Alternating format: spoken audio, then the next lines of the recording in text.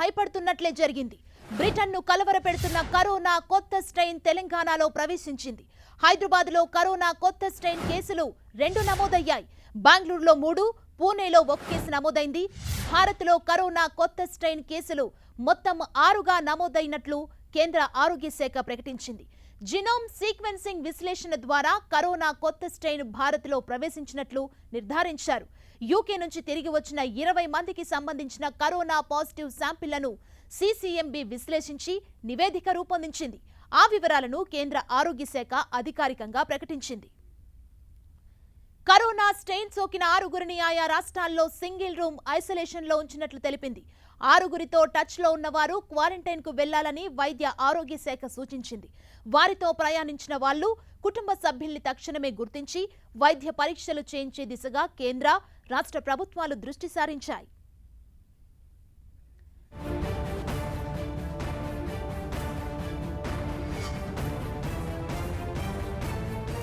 దీనిపై మనతో మాట్లాడడానికి సీసీఎంబీ శాస్త్రవేత్త ఎంబీ జగన్నాథం గారు మనతో పాటు ఫోన్ లైన్ లో సిద్ధంగా ఉన్నారు. జగన్నాథం గారు నమస్తే అండి. నమస్కారం అండి. ఈ కొత్త స్ట్రెయిన్ కేసులు ఇప్పుడు మనకు భారత్ లో వెలుగులోకి వచ్చాయి. అసలు దీని ప్రభావం ఎలా ఉండే అవకాశం ఉంది? ఇప్పటి వరకు ఎన్ని కేసులు నమోదైనట్లుగా తెలుస్తుంది? మనం కరోనా వైరస్ నిర్మాణాన్ని చూసినట్లయితే ఇది దాని నిర్మాణాన్ని మార్చుకుంటోందండి. అంటే మ్యూటేషన్ చెందుతోంది. ముఖ్యంగా మన దేశంలోకి వచ్చినటువంటి మనం మాట్లాడుతున్న ప్రస్తుతం చర్చిస్తున్నటువంటి స్ట్రెయిన్స్ 2 ప్రధానంగా ఉన్నాయి. ఒకటి యూకే నుంచి మన దేశంలోకి ప్రవేశించిన స్ట్రెయిన్. ఇది ఒక డిలీషన్ మ్యూటెంట్. దీని వల్ల వచ్చేటువంటి ప్రభావం ఏంటంటే ఇది ఎక్కువగా విస్తృతంగా ఎక్కువ మందిని ఇన్ఫెక్షన్ చేస్తుంది. అంటే ఒక 6 న్యూక్లియోటైడ్స్ డిలీట్ అయిన కారణంగా స్పైక్ ప్రోటీన్ లో 2 ఎమినో యాసిడ్స్ డిలీట్ అయ్యాయి.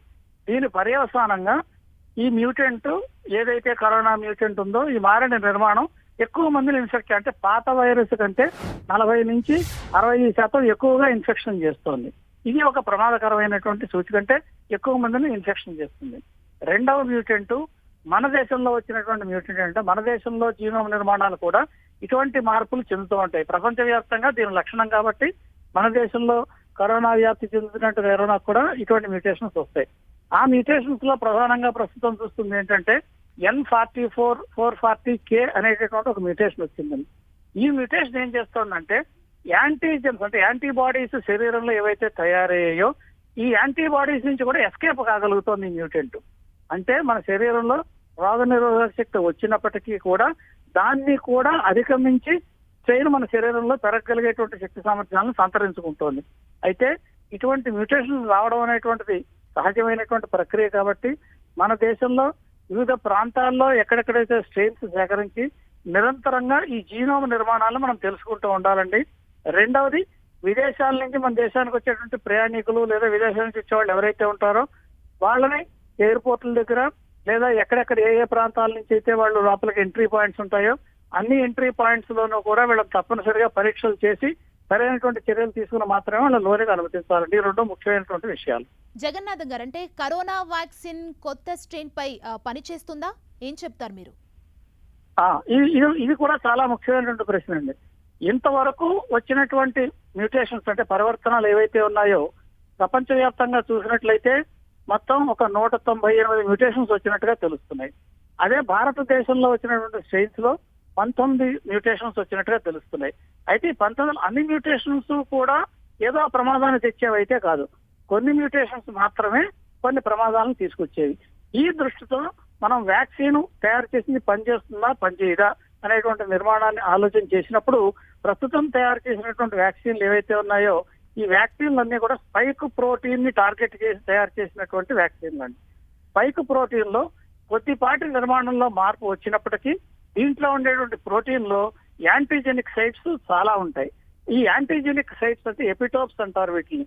ఈ యాంటీజెనిక్ సైట్స్ అన్నిటికీ కూడా యాంటీబాడీస్ తయారవుతాయి కాబట్టి ఆ ప్రోటీన్ లో ఏదో ఒక ప్రాంతంలోనో 2 ప్రాంతాల్లోనో అంటే ఒక ఎమినో యాసిడ్ మార్పు 2 ఎమినో యాసిడ్ డిలీషన్ అయిన కారణంగా వ్యాక్సిన్ తీసుకున్న వల్ల ఏ విధమైన ప్రమాదం ఉండదు. వ్యాక్సిన్ మిగతా ఎపిటోపులు ఉన్నాయి కాబట్టి అవి తయారు చేసినటువంటి యాంటీబాడీస్ వ్యాక్సిన్ కి ఎగ్నెస్ట్ గా పనిచేస్తాయి.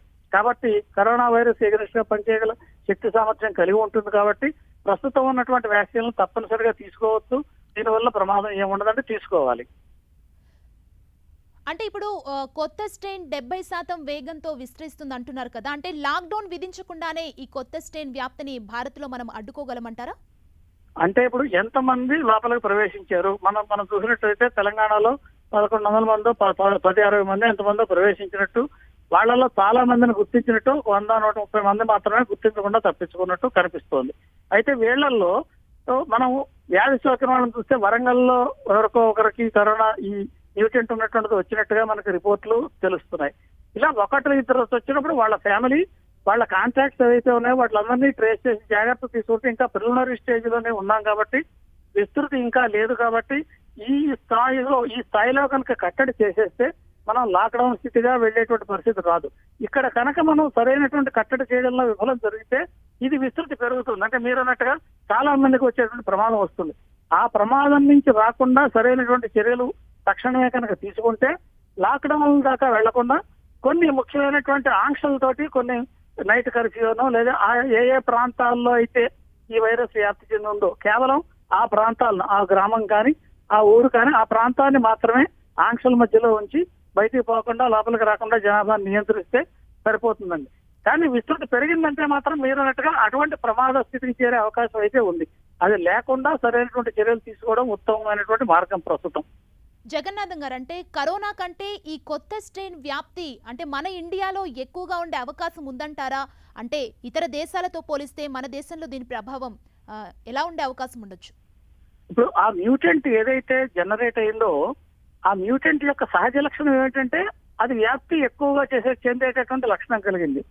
అంటే సూపర్ స్ప్రెడర్ గా పనిచేస్తుంది. అంటే ఇంత మునుపు లోగడ ఉన్నటువంటి వైరస్ ఉదాహరణకు 10 మందిని ఇన్ఫెక్ట్ చేస్తోంది అనుకున్నాం. ఇప్పుడు అదే వైరస్ వచ్చిన ఒక వ్యక్తికి వస్తే ఈ ప్రస్తుత పరిస్థితుల్లో కనీసం 15-20 మందికి వ్యాప్తి చెందించేటువంటి శక్తి కలిగినటువంటి వైరస్ అనమాట. నోట్లోంచి బయటకు వస్తుంది, ముక్కులోంచి బయటకు వస్తుంది.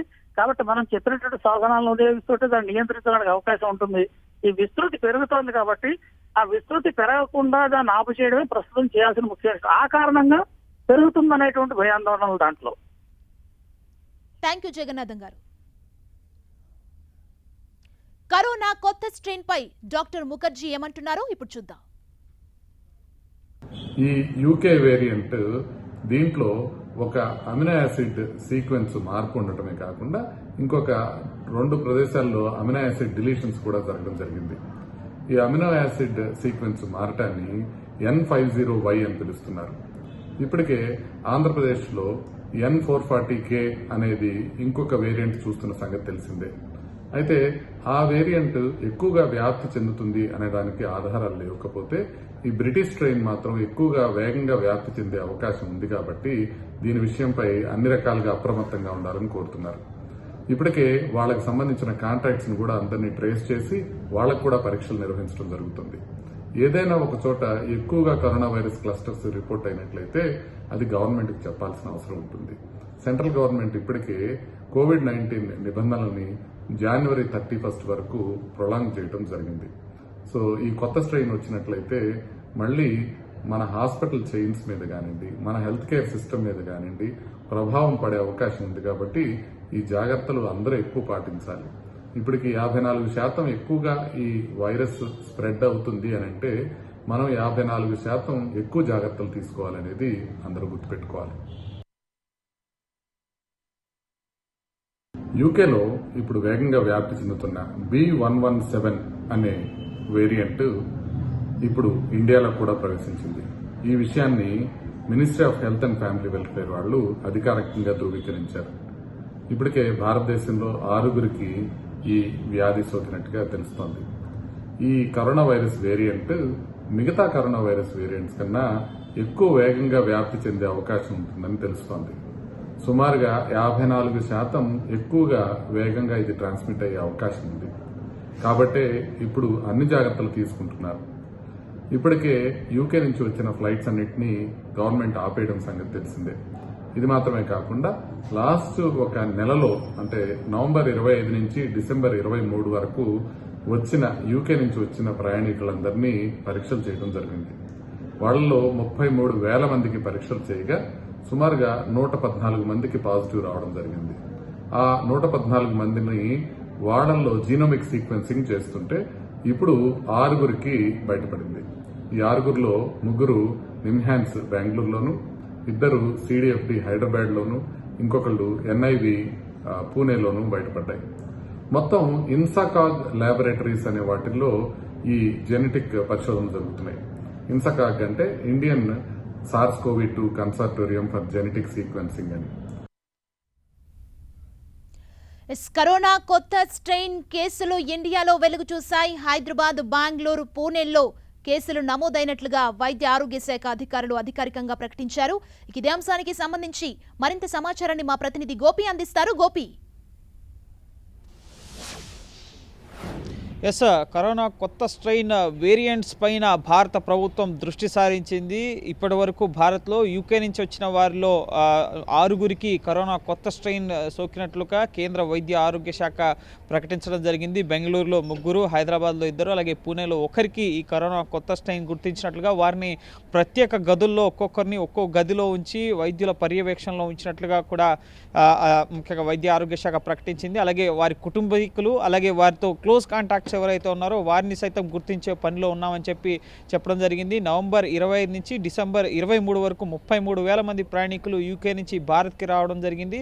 సో వారిలో కరోనా టెస్టులు చేయగా 114 మందికి ఇప్పటి వరకు కరోనా పాజిటివ్ సోకింది. ఆ 114 కరోనా పాజిటివ్ కేసుల్లో జీనోమ్ సీక్వెన్సింగ్ చేయగా అందులో 6గురికి ఈ కరోనా కొత్త స్ట్రెయిన్ వచ్చినట్లుగా నిర్ధారింపబడింది. ఇంకా ఈ శాంపిల్స్ని దేశంలోని 10 ఇన్స్టిట్యూట్స్లో, ముఖ్యంగా వైద్య పరిశోధనలు జరిపే ఇన్స్టిట్యూట్లో ఈ జీనోమ్ సీక్వెన్సింగ్ ద్వారా ఈ 114 శాంపిల్స్ని పరిశీలిస్తున్నారు. అలాగే ఇంతే కాకుండా ఇప్పుడు భారత్లో నమోదవుతున్న ప్రతి కొత్త కేసులో, ముఖ్యంగా 5% కేసులో 100 కేసులు నమోదైతే 5 కేసుల్లో ఈ జీనోమ్ సీక్వెన్సింగ్ చేస్తూ కొత్త వేరియంట్స్ని కనుగొనే దిశగా కూడా భారత ప్రభుత్వం ముమ్మర ప్రయత్నాలు చేస్తుంది. ఓ పక్క కొత్త వేరియంట్స్ని కనుక్కోవడం, మరో పక్క ఇప్పటికే కరోనా కొత్త స్ట్రెయిన్ సోకిన వారి కాంటాక్ట్స్ని ట్రేస్ చేసి వారిని కట్టడి చేస్తేనే ఇప్పుడు వైరస్ కట్టడే అవకాశం ఉంటుంది. లేదంటే బ్రిటన్లో ఇప్పుడు ఏ విధంగా అయితే 70% వేగంగా అక్కడ ఫాస్ట్గా స్ప్రెడ్ అవుతుందో భారత్లో సైతం 54% వేగంగా స్ప్రెడ్ అయ్యే అవకాశం ఉందని చెప్పి వైద్య నిపుణులు చెప్తున్నారు. కాబట్టి సో ఈ 2 అంశాలపైన ప్రధానంగా కేంద్ర ప్రభుత్వం దృష్టి సారించడం జరిగింది. రాష్ట్రాలకు సైతం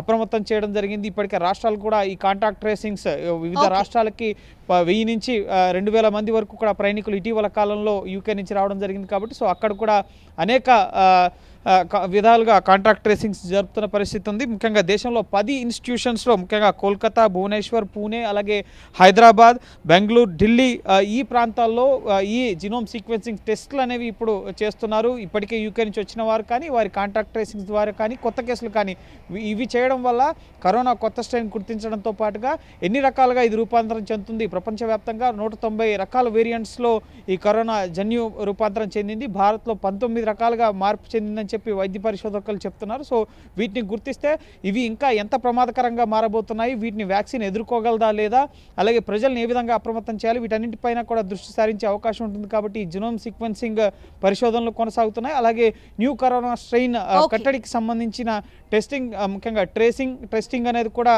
ముమ్మరంగా సాగుతున్న పరిస్థితి. Thank you Gopi.